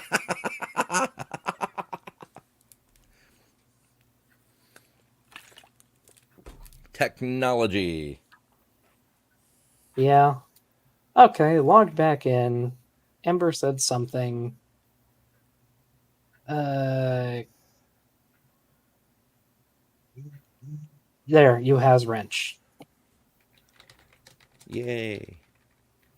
There we go. Superpowers. Okay. No. Oh, all right. Now I got the alert saying I'm a standard moderator. Yahoo. Use this power with There. great responsibility. Now there's a link to this 1963 book. Let's see, the year's 2023. So it's 60 years old. But it is a So- really cool interactive old school copy because like you can see it just like it was printed, but you can like cut and paste shit like, well, you can't paste onto the page obviously, but you can select the text and just copy it as text and like turn the pages. It's a really cool copy. I love old Cool. books also. Yeah, I mean, to be I fair, found a few really good sites like that. some things that are that old aren't necessarily out of date, but this was, I think, before when we had like the knowledge that we have now about mass extinctions and whatnot. So it is a little out of date, I would reckon. Oh, Yeah. sure, but a lot of the principles are still sound. For Yeah, example, exactly. Yeah. page Yeah. 173, third paragraph. In geology, as in all other sciences, progress is facilitated by precise nomenclature and logical classification. All geologic classifications should be scrutinized in the light of current knowledge. David. I mean, geology is one of those interesting sciences where, like, even when it first started, we already had a lot of the info, like pretty comparative to what we know today. Yeah. Yeah. Like it wasn't like evolution or, well, I mean, even it wasn't like a lot of different sciences where Yeah. it's unrecognizable. Yeah. I guess it's different been a lot of theories develop progress. at different times and rates. Yeah, geology is on geologic time, but we did have a head start with geology. The newest stuff there is plate tectonics since roughly the 1950s for some reason, and crossovers with other things like the radio halos business. That's a crossover with physics. Or planetary Yeah. geology. Yeah. It has been really funny just looking through the literature. You can just see this shift where geologists realize, oh, we can integrate this with everything. Right. Because it really is weird. Like, you can go to almost any scientific field, and geology will play into it in some way. Right. I mean, we I are say all almost any because living there on are the some same that planet don't, after all. but most of them. Yeah. I mean, like, you want to build a house? You should probably know a bit about the underlying geology. Right. It's often that simple. Also, in case anyone else in the chat wants to join us, this is an open mic. Would happily welcome another guest on the show. Yeah, StreamYard is linked in the chat. Yep. Hey, speaking of which, before we Pinned continue, is the word. yeah, you did say you had a degree in geology, right? Yeah, bachelor's for now. Hoping to make it a master's in the next few years. Okay. I guess I don't know, depending on how fast we get through the rest of this, if you want to talk about some more geologic topics that McQueen and some other creationists have brought up. if you're interested. Sure, I'd I be said down for that. if we have time to kill afterwards. Yeah, I mean, we'll see how much he blathers on. Yeah. Because Yeah, fair eventually enough. I might just give up and say McQueen killed me. We're moving on. Yeah. Did it go down to 3? Hey, It Dave. went down to 360. You Yeah. cheeky. Oh, you. Probably gonna stay there, to be honest. I mean, yeah, honestly, video quality for David McQueen doesn't really matter since his webcam is like 240p. In my study, Yeah. I've Yeah, gone back you're to right. this book, which I would recommend to you guys. It's a book called The Fabric of Geology, and it was put out by the Geological Society of America back in 1963. Now you have to understand Oh, well, he said it. Yeah, at That least would he have been admitted that helpful. much. that Yeah. during this time there was a tremendous movement among conservative Christians. Now this came out in the 60s. Dr. Henry Morris began his lecturing in the 1950s. He and Wickham published the Genesis flood in that's funny about Smash Those Roses. The evolutionary community wanted to have a reaction to this growing argument that evolution was simply not true. And so they found famous scientists like George Gaylord Simpson.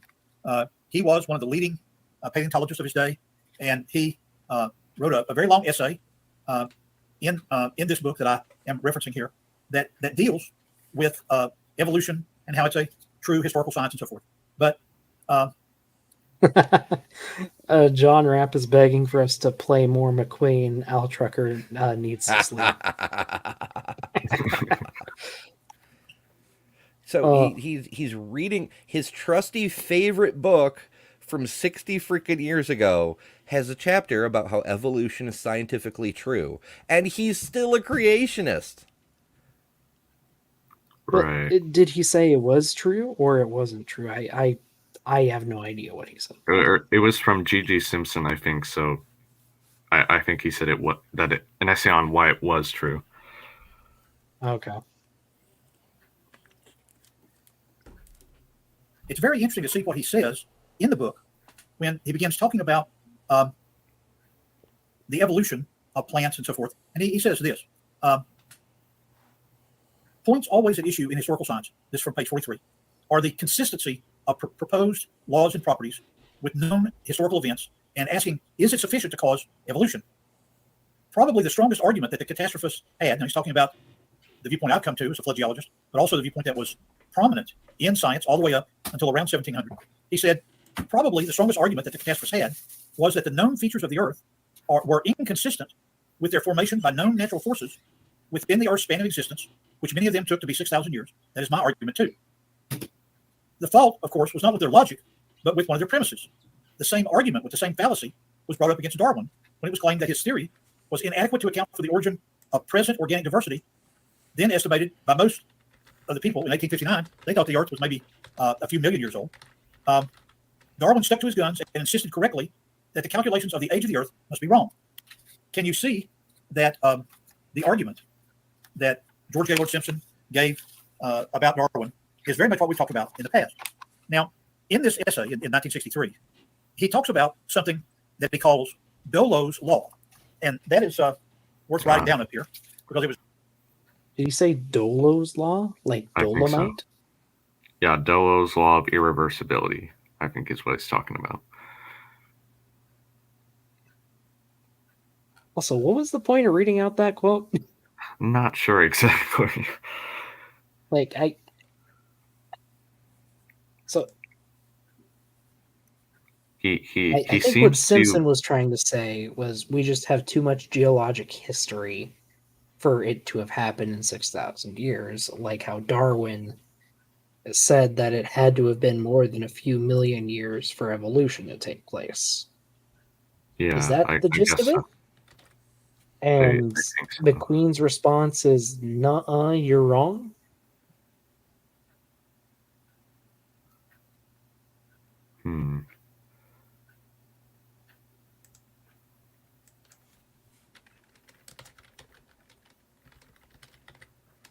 Also, Al Trucker makes an interesting point here. 1963 was the last time geology spoke to paleobotanical BS. Yeah, definitely. It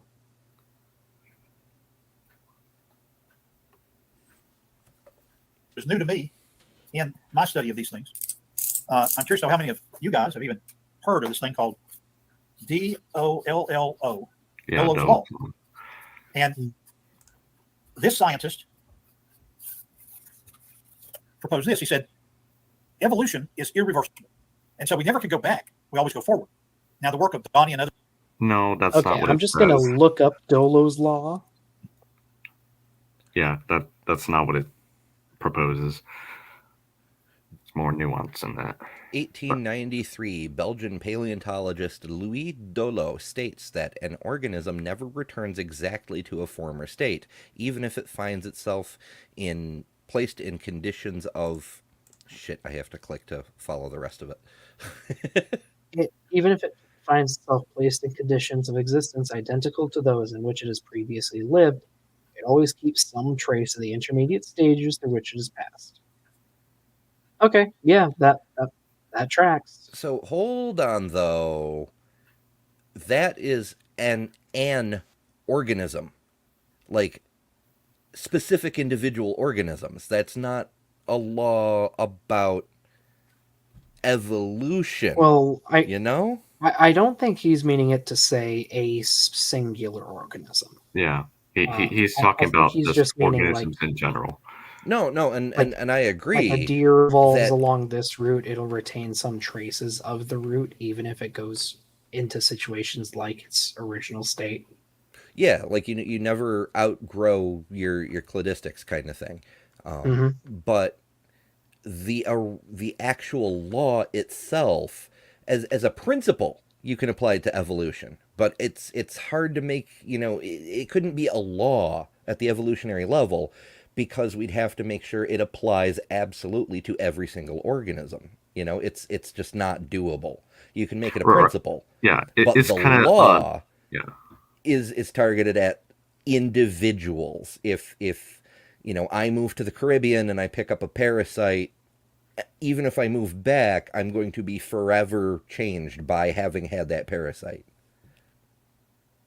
Well, if you like look at the next paragraph here, for example, and I think this is where McQueen's going to go wrong. It says, quote, the statement is often misinterpreted as claiming that evolution is not reversible or that lost structures and organs cannot reappear in the same form by any process of, quote, devolution. According to Richard Dawkins, the law is really just a statement about the statistical improbability of following exactly the same evolutionary trajectory twice, or indeed any particular trajectory in either direction.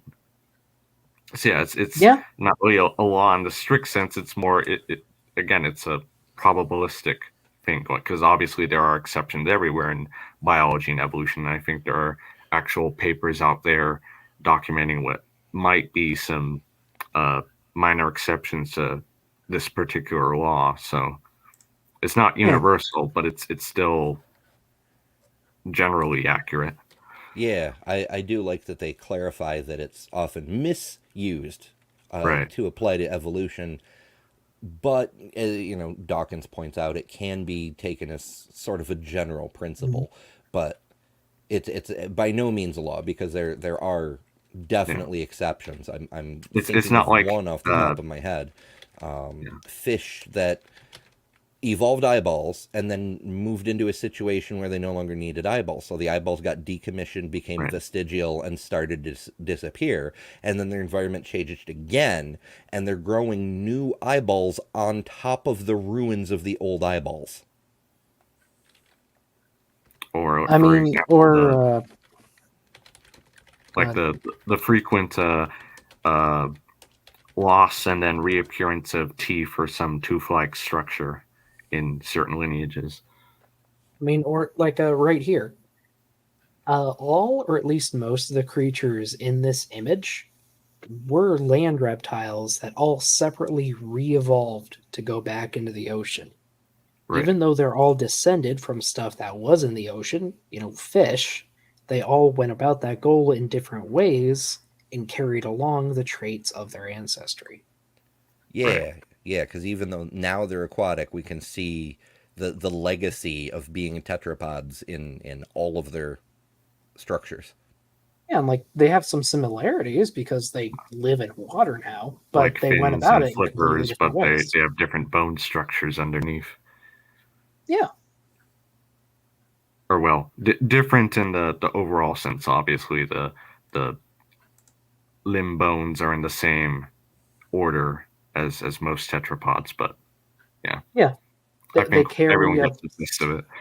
yeah, they carry traces of the standard tetrapod body plan, even if some of them, like the ichthyosaur, have deviated quite a bit. Right.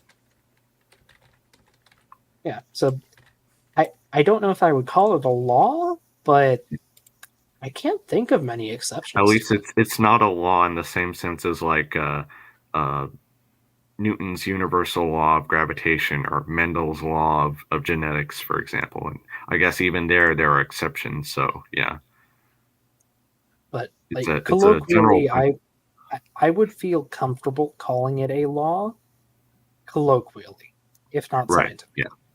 Yeah, yeah. Like I cannot think of an exception to it, and it makes logical sense. So how was McQueen gonna entirely misrepresent it? This scientist proposed this. He said, evolution is irreversible. And so we never can go back. We always go forward. Now, the work of Donnie and others that have presented on Standing for Truth, you can clearly see that the problems in, for example, endogenous retroviruses, they are real problems that don't go away when you try to go back and present it another way. What? So you agree with Dolo's law? I'm confused what point he's trying to make exactly. I'm not sure, but Maybe I'll like clarify in a what I sec. think just happened is he said Dolo's law is 1 + 1 = 2. But as creationists, well, we see that 1 + 1 = 2, but we know that 2 - 1 = 1. So 1 + 1 can't equal 2. Yeah. Like, Weird. the fuck? Well, he introduced a law that applies to plants also, and it's called Cope's Law, COPE, Cope's Law. And Wait, what? the idea of Cope, Cope? Did he say Cope's Dolo law? introduced Cope's law. That's a. Okay. I thought that was about prehistoric mammals, not plants. I may be wrong, but I'm pretty sure that's not related to plants. Yeah, if it's Cope's rule, Right. it states that an organism tends to increase in body size over time. Excuse me, in the lineage of the population. For example, the ancestors of modern horses were the size of dogs. Evolution drives an increase in body size of the organism through time, which can be seen in the fossil record. Which now Um, obviously we know isn't entirely accurate. So yeah, it's named after Cope, like the Bone Wars Cope. right. I mean, of course, the guy worked with all kinds of dinosaurs, so it kind of Yeah. makes sense. Oh, is But there another Cope's law out there that he's talking about?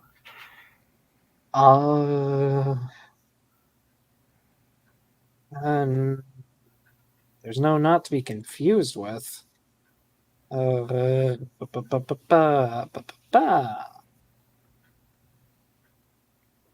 Pope's Law of the Unspecialized?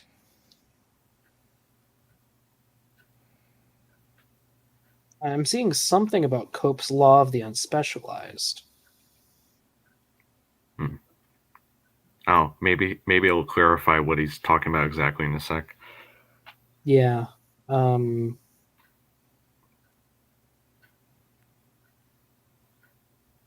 I guess, like, from what I can see, it's basically organisms will become better over time. Yeah, Better that's kind of being in the context of their environment, but they will become better. well. Cope was kind of the orthogenesis idea at the time, so that kind of fits in with that. I could be wrong, but I think he was also a eugenicist. Maybe I'm not sure. Cope was not a nice guy. Oh yeah, no, yeah, And I mean, Marsh wasn't super nice either, but of the right. two, I would have rather wanted to meet Marsh. Really? Okay. Yeah. Well, he also won the Bone Wars if you want to declare a winner, Yeah. because he in the end described more different species that still Yeah. hold up today. Well, I think we can both agree that neither of them were good scientists from a modern perspective, at least. Definitely not from a modern perspective, but we did learn a lot of good things from their work. Yeah, that at least. If only not to do things the way they did it. Right, like blowing up certain fossils with dynamite. Yeah, that's a little bit of a little Extreme. terrible. Yeah. Cope's law is every organism evolves with time. Every organism, by the O there, evolves with time from small to Oh, large. he is talking about Cope's rule. Okay, yeah. Yeah, that isn't a plant-specific thing. Yeah, it's not even true. Right. Like, I don't know. And so, David? Yes. Have you heard of coleslaw before?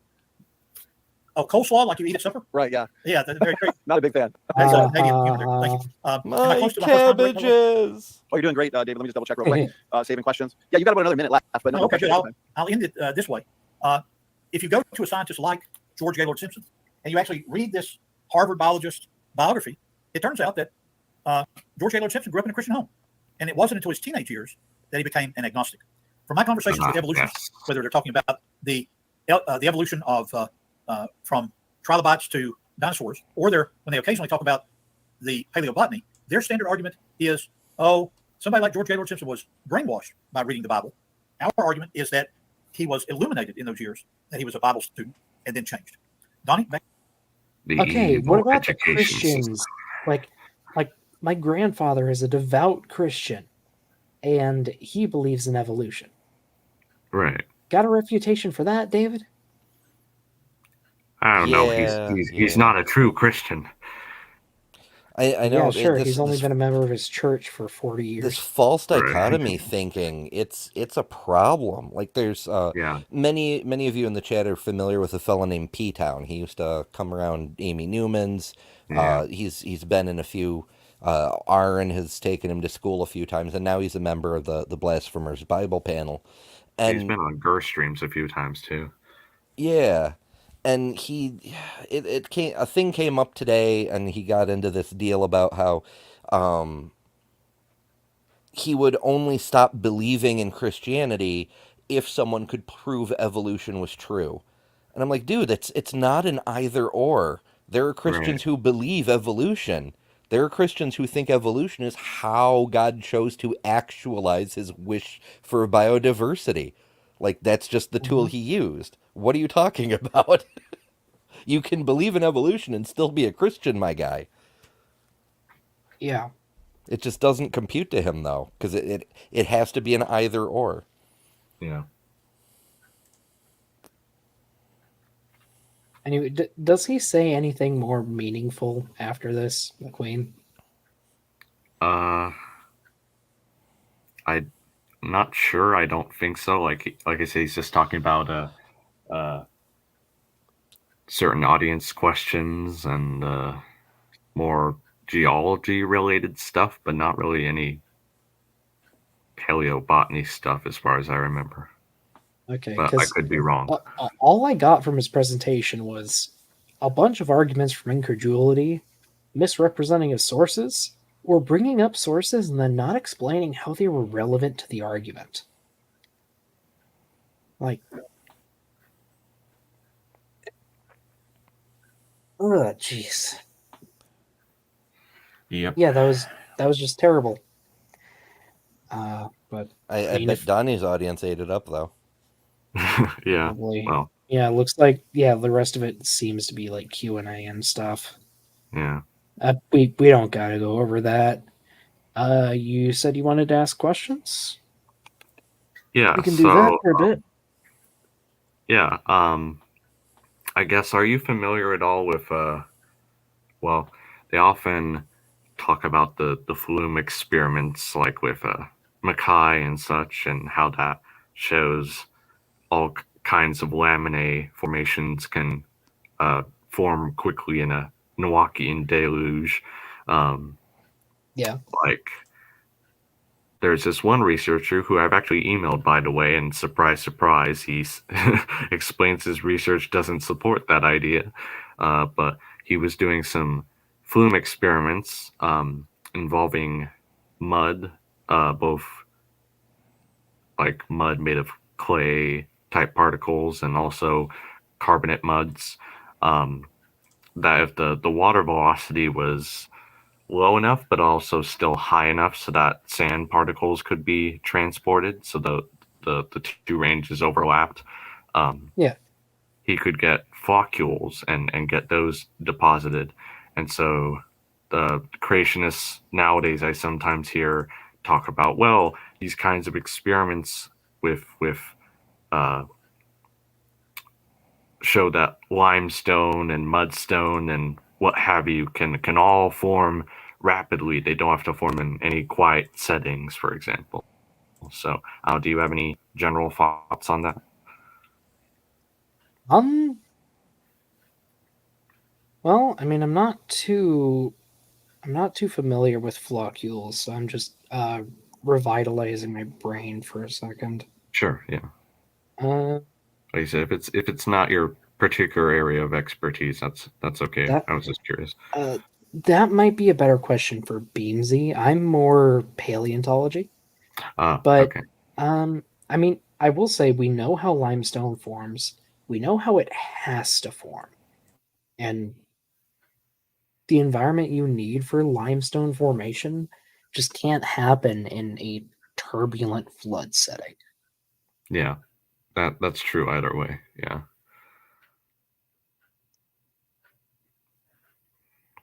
But And I feel that's about as much as I can say on that. I that's not my area. Yeah, sure. I guess the one other thing I'll say um, is that, and I found this really funny at the time, was like this was an actual argument McQueen made as far as limestone goes and how it could form in a single year during the flood. Um, he said along the lines of it's forming today in the Bahamas, for example, at a what he called a rapid rate. So therefore, Yeah. it could form all of that, the limestone deposits during the year-long flood. Okay. Okay. I see. So the big problem with that is it's a different type of limestone. Uh, let me pull up a thing. So the limestone that's mostly forming in the Bahamas is made up of something called ooids. And Right. ooids Okay. are they're basically a blob of carbonate Okay. that forms in carbonate-rich environments. Right. So, like in the Bahamas, where you have tons and tons of coral, some of the coral dies, it gets swept away or dissolved in the water, and like sometimes a little bit of it will. I'm gonna see if I can find a good picture, but Google's not wanting to be nice. Okay, just not highlighting anything. Thanks, Google. Anyway, like a sand grain will get trapped in a ball of the stuff, and it'll just Okay. kind of roll around on beaches or in shallow water, growing like a snowball. Right. Okay. And that would lead to a quicker process of deposition, I think. But it's not the same as most limestones. Okay. And as far as I'm aware, like even in the Bahamas, it's still only like a few inches per year, right? And as far as deposition goes, it's not like the rates you would need for Milwaukee flood. That sounds about right. Yeah, that sounds about right. Okay. Um, yeah. Uh, I mean, plus, like, that doesn't account for like the layers of sandstone between limestones or Yeah, that's true. terrestrial ecosystems. Right. The constant flip flopping between sea level rises and all that good stuff. How does that happen Yeah, during a worldwide flood? yeah, it, physically couldn't. Right. Not to mention like coal cyclothems and yeah. Any It's other funny that they actually theories? sometimes mention that, but Okay, they argue it's positive evidence for a flood for some reason. that it couldn't happen today. Right. I think their argument is that I know I heard this from like Kent Hovind when I talked to him that like there were giant mats of floating vegetation basically, and that they would sink Oh down to yeah, the bottom at different rates, and that would form these coal seams at uh, these cyclical patterns basically. He yeah. kind of used the same type of logic when I was talking to him about aeolian deposits and how they couldn't form during a flood. Because obviously, how can a giant sand desert migrate across the landscape during a worldwide flood? And his Mhm. argument, I think, was that the world wasn't entirely covered by water all at the same time. So at some places you could have a desert forming, and then the next. Doesn't that contradict the scripture? I know that was what's weird about it. I guess we all know he's not exactly tied to AIG type stuff anyway. So, John Rapp cementing takes place rapidly in carbonate sediments, typically within less than 1 million years of deposition. Yeah, geologist time spans are a little skewed. A short time to us is like 20 million years. But that's what happens when you regularly work with stuff that's in the billions or hundreds of millions range. It's Right. all relative. Like when you're doing radiometric dating, for example, what's an error bar of plus or minus 1 million years between friends? I mean, yeah, yeah. That I know why they don't get it, but I wish they did get it. Like Yeah. like the errors for I think potassium argon. It's either 1% of the total age or it's plus or minus 1 million years. Yeah. Or I think one of Something the like that. argon methods is. Yeah. Well, I mean, even when they're talking about like relatively recent ages, like ages they would accept as historical, like the obvious example is using argon dating to accurately date the exact year of the Pompeii eruption. Yeah, So it's I not like we're I completely brought in that the up in dark my here. video about dating methods, Yeah. and I am excited to use it in the debate because it shows, hey, this works. And then there You was this said you other did make study that one didn't already, work or right. you are going to make one? I did make one. It was my first video. Oh, really? Oh, Uh, okay. I'll have to check yeah, that out. it was a video on various dating methods, Ooh, how nice. to tell how old a fossil or specimen was. And I brought up, I think it was 2 or 3 studies from Pompeii. It was 3. The first was an argon-argon dating. I think got it to within 20 years, something like that. The other one was a carbon dating, but the carbon that was used was from exposed mortars, so like the bowl part of a mortar and pestle. Hmm. And those dates all skewed way higher than they should. And I pointed out that study because we know why it did that. Because volcanic gases often contain large amounts of carbon that's been stuck underground for thousands of years. Right. So it's had time to age. And then the last one I brought up was a study of carbon dating an oil bottle that was sealed and it had remained sealed for 2,000 years. Hmm. And I think that one was only 50 years off. Oh, okay. Yeah. They were also able to tell that it was probably olive oil from the chemical signatures. No further. Cool. Yeah, that's interesting. Any Yeah, I'll other have to questions? watch that. No, I guess yeah, there's some other things I could get into, but it looks like we're kind of winding down anyway. That's fair. Let's see, chat. You have any questions about dinosaurs or geology or other stuff? Don't want to say bye until Ember gets back. Ember had to step away for a minute. Oh, okay. I was like, why isn't Ember talking? Well, sometimes they have to go for a minute. It happens. We all do. Yeah. I guess I will say, there it is. please go ahead. Da da da. Oh, and the prodigal Sorry, just nerd saying Ember's returned. back.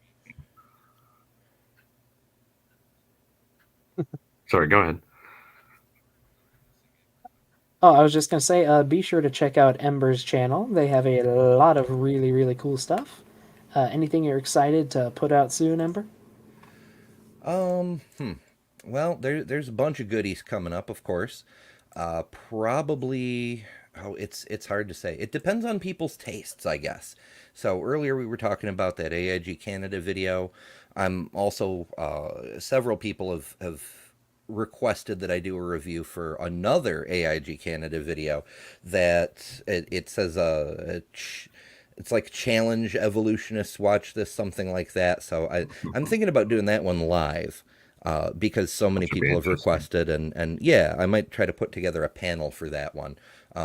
I'm thinking about maybe tomorrow night, but I'm not 100% certain yet. Actually, nope. Apparently, I am because I already posted that I was gonna do it. So yeah, What was that's the video you posted today? today was Michael Behe Secrets of the Cell Part 2. Basically, he explains that he does not understand evolution. Hmm. Yeah, that's about So what I got from that.